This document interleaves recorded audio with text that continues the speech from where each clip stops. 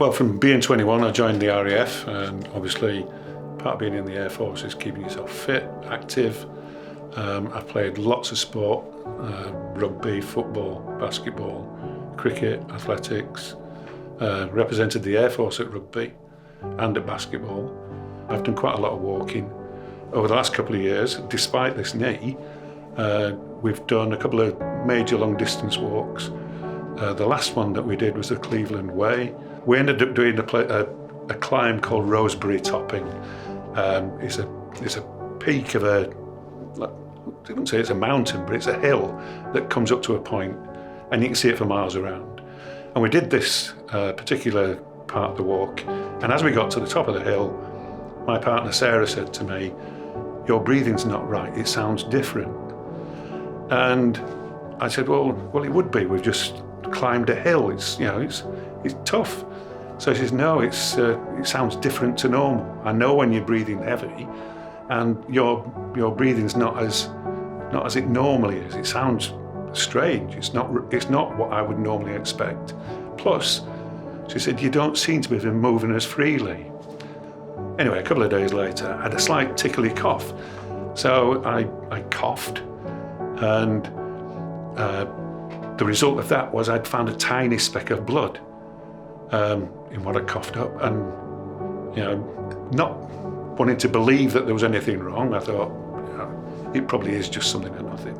Anyway, a couple of days later, I had another tickly cough incident, and I coughed again, and this time 3 tiny specks of blood. And at that point, I just thought, maybe it's time to get it checked out.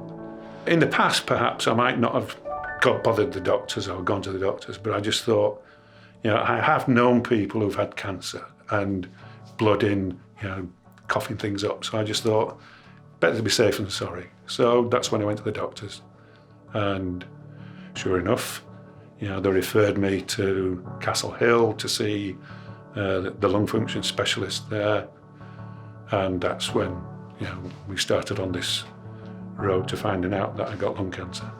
I went for my initial meeting with the lung function specialist on the 18th of October, so we're talking 16 days after.